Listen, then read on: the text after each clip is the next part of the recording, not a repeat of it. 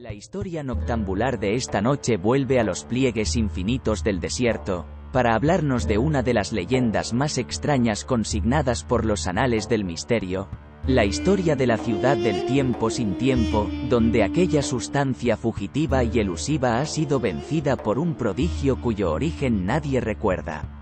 La ciudad, conjeturan quienes conocen al respecto, es probable que haya existido desde siempre, desde el nacimiento del tiempo mismo, cuando la sustancia divina escribió de acuerdo a ciertas oscuras leyendas talmúdicas el 23º signo en el libro de arena de la eternidad, desde que el tiempo principió a marcar las instancias de lo existente y de lo porvenir.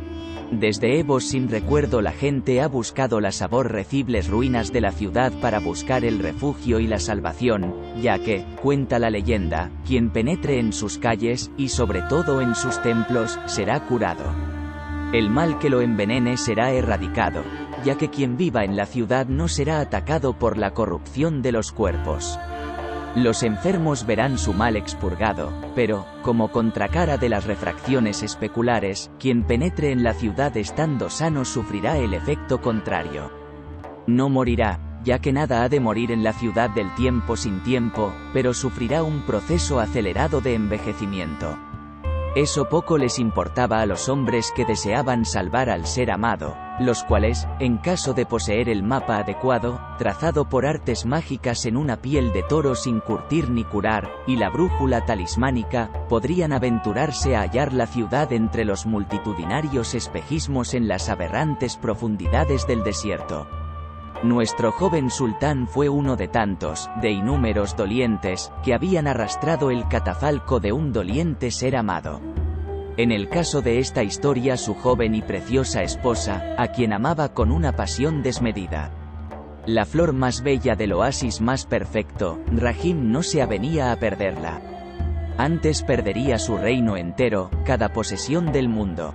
No toleraría que el destino le arrebatara a la mujer que amaba con locura, con irracionalidad patente.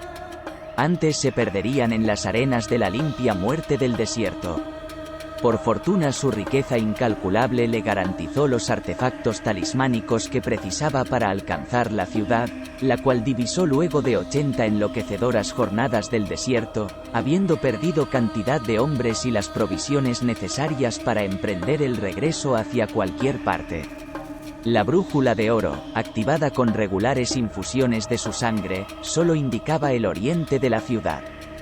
Fuera de eso no tenía idea de dónde se hallaba. Las tormentas de arena eran cada vez peores, la muerte por deshidratación dejaba tendal de sirvientes en el camino, los camellos habían muerto, por lo cual recurrió a los caballos que había llevado en carretas, pero ellos no tardarían en perecer a ese infierno aborrecible. Pero la ciudad al fin apareció, recortándose como otro espejismo, de los cientos que había padecido en momentos de desvelo y desesperación. Solo que esta era real, ruinosa y decrépita pero real. Y no estaba deshabitada, como hubiera pensado. Cientos de seres de penosa presencia trasegaban sus calles rotosas y polvorientas de arena, atravesaban los arcos de puertas hacia templos que eran colecciones de ruinas sostenidas en un imposible equilibrio, ruina sobre ruina. Los harapientos moradores lo miraron sin curiosidad alguna, desde el fondo de los tiempos, atravesándolo de lado a lado, como si no estuviera ahí. No le hablaron, no le indicaron nada. Lo dejaron hacer. El resto de su caravana se había resistido a entrar a la ciudad y los licenció, posiblemente a la muerte de intentar regresar al mundo conocido.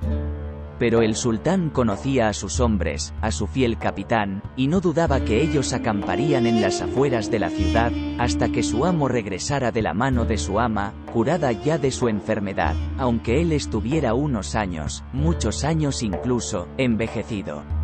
No le importaba eso, de hecho, pensaba, le daría un ascendiente entre sus hombres, ya que siempre, desde que fue entronizado sultán, le había estorbado la juventud de sus años y sobre todo de su presencia. No reflejaba la autoridad si parecía apenas un emir vanidoso. En su revuelo por haber descubierto la ciudad y cargar en el carruaje real a su flor del desierto no se percató del hecho crucial que arruinaba por completo el propósito de su viaje. su esposa, en algún momento entre la última vez que se acercó a su lecho y el momento en que entró de nuevo a la ciudad llevándola en el carruaje adaptado a su condición de agonizante en su lecho, había muerto. La dejó en el lecho preparado en uno de los innúmeros templos de la ciudad antigua como el tiempo mismo y, luego de intentos desesperados por devolver el hilo frágil de la vida a la cual se aferró durante aquel viaje, empeorando cada día, debió bajar la cabeza ante el hecho consumado. Su ángel, su flor más bella, estaba muerta. Las lágrimas y el dolor arreciaron su rostro. Maldijo a las generaciones de los hombres y sus vanas pretensiones del secretismo y el misterio que le previnieron traerla antes, al comienzo de su enfermedad, maldijo a Dios y a su concepto retorcido del destino individual, a su lotería de vida o muerte, enfermedad o salud, plenitud o languidecer. Maldijo a los harapientos habitantes de esa ciudad, a quienes increpó de todas las maneras posibles, hasta que los obligó a hablarle, a explicarle que la ciudad podía hacer muchas cosas, excepto una: no podía devolver la vida a lo que estuviera muerto. Debería contentarse, le dijeron, con preservarla de la corrupción.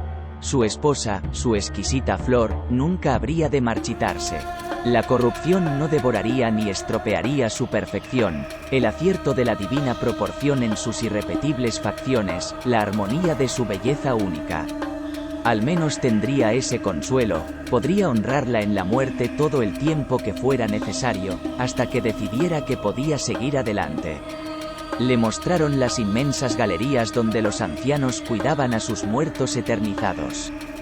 Con pavor, con fervor lógico, comprendió que la mayoría de esos harapientos habían llegado a la ciudad como él, para intentar revivir la salud del ser amado, pero que la muerte los había encontrado antes del abrazo benéfico de la ciudad, y que ellos, como él, no habían querido alejarse de la ciudad, donde envejecerían horriblemente pero no habrían de morir, sombras retorcidas caminando del lado de las sombras, cuidando de su ser querido, el cual, como un ídolo sagrado, como un dios, velaba durmiendo por la enteridad del mundo. El universo se reducía para cada uno de aquellos harapientos a la materia perenne del durmiente, cuya alma yacía atrapada en el amasijo de carne, en un latido suspendido en la eternidad.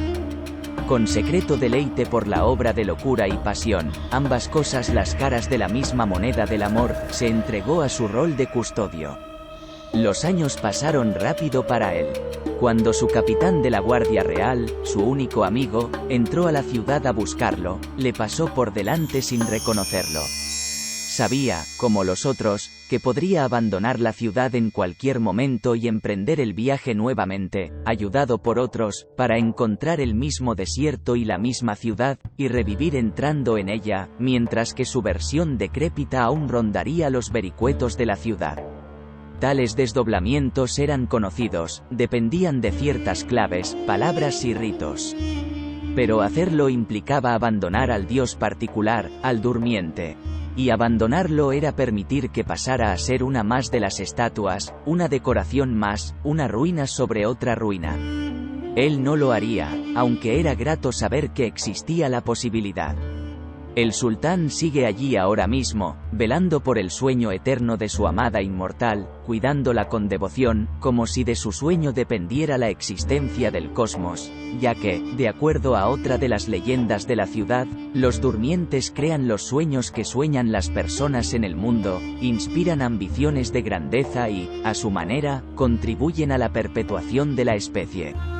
Es grato pensar que un lugar así pueda existir y que uno pueda ser parte de aquella obra de amor, de locura y de muerte.